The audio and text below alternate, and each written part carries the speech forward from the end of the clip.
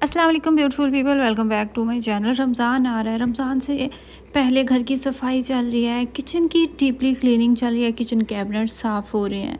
फिर रमज़ान के लिए स्पेशल ग्रॉसरीज आ रही हैं, उनकी सेटिंग जा रही है। घर को अच्छे से डीप क्लीन किया जा रहा है, सिर्फ ये सोच के कि रमज़ान है। कुछ ना कुछ बना के फ्रीज़ किया जा रहा है, सिर्फ ये सोच के कि रमज़ान है, ज़्यादा से ज़्यादा इबादत का मौका मिलेगा, इतने ज़्यादा काम नहीं होंगे करने वाले। लेकिन इस बार ये सब कुछ मिसिंग है। यकीन करें, मैं इस चीज़ को इतना मिस कर रही हूँ ना। पिछले 1 महीने से मुझे लगता है कि मेरी मुसलसल क्लीनिंग की ही वीडियोस चल रही हैं। कभी ये क्लीन करो, कभी वो क्लीन करो। शिफ्टिंग के दौरान मौका ही नहीं मिला। इस घर को अच्छे से अभी सारा क्लीन किया है, लेकिन फिर भी मैं सोच रही हूँ कि रमज़ान से पहले मैं एक दफ़ा ना दोबारा से क्लीनिंग करूँगी। सोचा था कि रमज़ान आने से पहले किचन को A to Z कंप्लीट कर दिया जाए, ताकि आराम से सहरी और अफ्तारी की जा सके। वो तो मुझे मुश्किल ही लग रहा है, नामुमकिन ही लग रहा है तकरीबन ये ख्वाब पूरा होता। खैर, रमज़ान के हवाले से फिर कुछ ना कुछ लेके तो आना था मार्केट से। ये कुछ ग्रोसरीज हम लेके आए, मेरे हस्बैंड गए थे, मैं इस दिन अपनी फ्रेंड के साथ थी। मैंने उनको बोला था कि 2 पैकिंग चाट मसाले की, 2 पैकिंग फ़िश मसाला और इतना ही अचार गोश्त आपने लेके आना है। और वो इतना ज़्यादा चाट मसाला लेके आए थे। बाकी जो थी ना चीज़ें, वो मेरे ख्याल से कम ही थी, इतना नहीं था, लेकिन ये चाट मसाला बहुत ज़्यादा क्वांटिटी में लेके आ गए थे। तो खैर, मर्दों को जो अक्सर ये वही चीज़ ले जाते हैं जो घर में ऑलरेडी चीज़ होती है। एक दफ़ा मेरे हस्बैंड को मैंने बोला कि काले चने लेके आए, ये 2 केजी काले चने की पैकिंग लेके आए। मैंने बोला कि मैंने आपको वाइट चने भी बोले हुए थे, आप वो नहीं लेके आए। यकीन करें, जो दोबारा मार्केट गए और दोबारा काले चने लेके आ गए। फिर मुझे गुस्सा आ गया, फिर मैंने वापस भेजा कि जाएँ इसको वापस करके लाएँ। ये उधर वाली जो अलमारी है ना, उसको खोल के उसके सबसे ऊपर पे, वो जो ऊपर है ना, उसके पीछे रखना है। दरमियान वाला जो है नहीं, उसके पीछे जगह बनी हुई है रखने की। सारे उल्टे हुए हैं। हाँ, उनको साइड पे करके।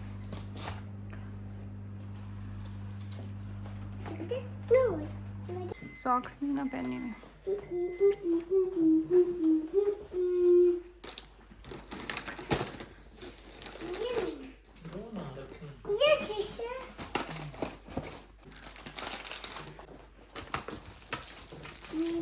इनको उधर रखना है।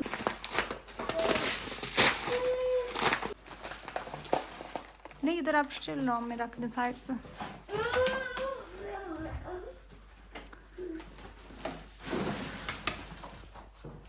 बुरा ही लगता है कूड़ा। लास्ट वीडियो जो मैंने आप लोगों के साथ शेयर की है, यानी कि कल, उस पर मुझे सबसे ज़्यादा जो क्वेश्चन आया था ना, वो ये था कि आप जो मल्टी वाइटामिन लेती हैं वो हमारे साथ शेयर करें। तो मैंने सोचा कि मैं क्लिप बना लेती हूँ जल्दी से, इससे पहले कि मुझे ये बात भूल जाए, क्योंकि ये बहुत यूज़फुल, और मैं हमेशा से ख़ुद से भी इस तरह की चीज़ें रिकमेंड कर रही होती हूँ।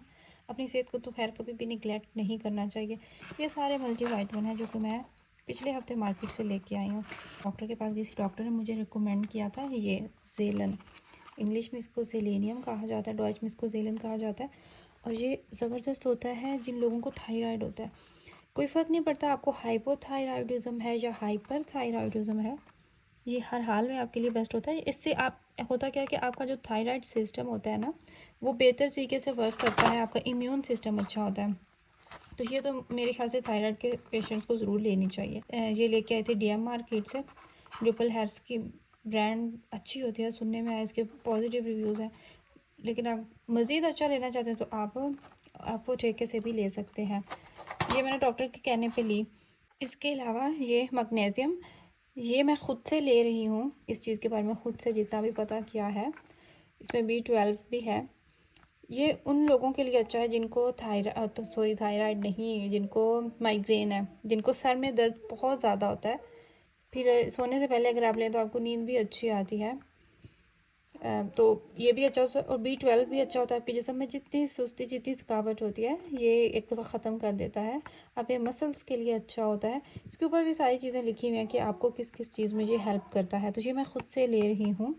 ऑफ़ कोर्स मैंने इस चीज़ पे भी रिसर्च तो की है, पता करके कि मेरी बॉडी को वाकई इस चीज़ की ज़रूरत है या नहीं। और ये वेगान है। जब भी आप लेने चाहें ना मेडिसिन, तो आप ये मेक श्योर कर लें कि ये वेगान है या नहीं। जो गोलियां होती हैं उनमें तो फिर इतना कोई नहीं होता, लेकिन जो कैप्सूल्स होते हैं ना, उनमें वो होता है मसला। अच्छा, इसके अलावा ये भी मुझे डॉक्टर ने रिकमेंड की थी। मुझे डॉक्टर ने बोला था बायोटीन, मुझे डॉक्टर ने कहा, उससे पहले मैंने एक वही ख़त्म की है, उसकी पैकिंग बिल्कुल अलग थी, लेकिन इस दफ़ा मैं ये लेके आई हूँ। मुझे जिंक की और आयरन की कमी रहती है, वो मेरी रिपोर्ट कभी भी क्लियर नहीं आई, तो वो इसलिए मुझे डॉक्टर ने रिकमेंड किया। तो इस दफ़ा मुझे मार्केट में ये चीज़ समझ में आई, मैंने कहा चलो एक पैकिंग ये देखती हूँ लेके, इसके बाद फिर दूसरी लूँगी। आप कोई भी लेते हैं ना इस तरह की मेडिसन या मल्टीवाइटामिन, तो इसके पीछे सारी मिकदार लिखी होती है कि इसमें क्या चीज़ कितनी मिकदार में है, और जब आप लेना शुरू करते हैं तो आप ख़ुद ही समझ आ जाती है कि कौन सी अच्छी है कौन सी नहीं अच्छी। आपके बाल जो होते हैं ना, चाहे तो आपकी आईलैशेस हों, बाल हों, नाखून हों, उनके लिए सबसे जो मेन चीज़ उनको पकड़ के रखती है, उनको बांध के रखती है, इवन कि आपकी स्किन के लिए भी वो होती है जिंक आपको चाहिए, और आयरन। ये दोनों चीज़ें जब कम होती है ना, आपकी स्किन तो ख़राब होती है, लेकिन आपके बाल और नाखूनों पे असर होता है। इसके अलावा इस दफ़ा मैं ये लेके आई हूँ, ये भी मैंने पढ़ा हुआ था, इस चीज़ पे भी मैंने सर्च किया हुआ है कि आपके बाल जड़ें बहुत वीक हो चुकी हैं, स्पेशली अगर आप वर्कआउट करते हैं जो लोग, उनके लिए ये ज़बरदस्त होता है। ये ओमेगा 3 के कैप्सूल्स होते हैं, फ़िश ऑयल भी इनको कहा जाता है, लेकिन ये वीगान है। ये ज़रा मुश्किल से मिलते हैं, देख के लेना पड़ते हैं।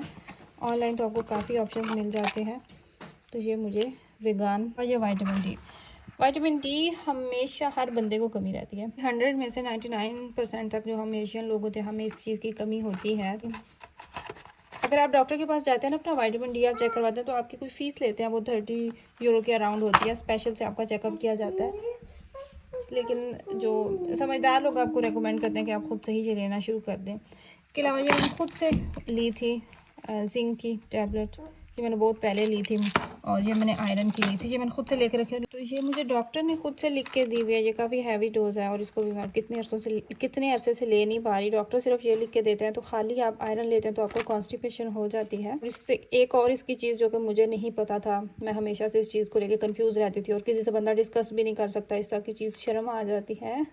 तो मैंने सोचा कि मैं भी आपको बता दूं, जब आप ये लेते हैं ना, इससे आपका जो स्टूल कलर है ना वो ब्लैक हो जाता है, आपको पता नहीं चलता। मुझे लंबे अरसे के बाद ये पता चला था। अच्छा, एक और ज़रूरी चीज़ कि आपने इनको देखना है, इनका आपने टाइम देखना है कि आपने किस टाइम ये लेनी है। अब जैसे खाली पेट मैंने वो थायराइड किट लेनी होती है टैबलेट, तो उसके बाद वो भी फिर होता है कि आयरन का भी कहा जाता है कि आप खाली पेट लें तो आपके लिए बेहतर है। बहन ने लिखा हुआ था कि उनकी बेटी को बाल बहुत ज़्यादा झड़ रहे हैं। अच्छा, ये जितनी भी जो मल्टीवाइटामिन्स हैं ना, इनके ऊपर लिखा भी होता है कि बच्चे इनको ले सकते हैं या नहीं, या बच्चे किस एज से ले सकते हैं। तो बच्चों के मामले में हम ज़रा एक्स्ट्रा केयर कर रहे होते हैं पेरेंट्स, और हम बहुत ज़्यादा कंसर्न होते हैं। तो इसलिए मैं आपको रिकमेंड करूँगी कि डॉक्टर से पूछ लें, डॉक्टर से मशवरा ले लें। अगर आपकी बेटी की उम्र कम है तो फिर डॉक्टर से मशवरा लेके तो आप ले सकते हैं। इसके अलावा जो सबसे बेस्ट चीज़ है ना, वो है डिफरेंट तरह के सीड्स और ड्राई फ्रूट्स। वो उनका पाउडर बनाएं, सीड्स बनाएं, उनको ढेर सारे लेके, उसकी मैंने पंजीरी की रेसिपी भी शेयर की, तो उसमें मैंने सारी वो चीज़ें दिखाई हुई थी। खोपरा यूज़ करें, बहुत ज़्यादा बालों के लिए अच्छा होता है, मसल्स के लिए।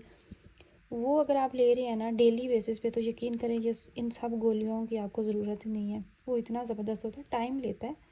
ये वाइटनिंग क्रीम्स तो है नहीं ना जो 2-3 दिन में आपको अपना असर दिखा देंगी, ये टाइम लेता है ये चीज़ें अपना असर दिखाने में। खैर, ये थी मेरी विटामिन की कहानी। इतना ज़्यादा टाइम निकल गया हमारी विटामिन की ही डिस्कशन पे। ये थी मेरी आज की वीडियो। आई होप कि आपको मेरी वीडियो से कुछ इन्फॉर्मेशन मिली हो। मैंने छोटी सी कोशिश की है आपको कुछ इन्फॉर्मेशन देने की, कुछ बातें बताने की, थोड़ी बहुत जिनका मुझे पता था। यहाँ पे अब हमारा लंच चल रहा है, बहुत मज़ेदार गाजर वाली खीर बनाई हुई थी मैंने, साथ में मूली के पराठे थे, लहसुन का अचार था, और लस्सी बनाई हुई थी। पराठा मूली वाला हो तो साथ में लस्सी की सख्त क्रेविंग होती है। आई रियली होप कि आपको मेरी वीडियो अच्छी लगी हो। अपनी फैमिली का ख्याल रखिएगा, मुझे दुआओं में याद रखिएगा।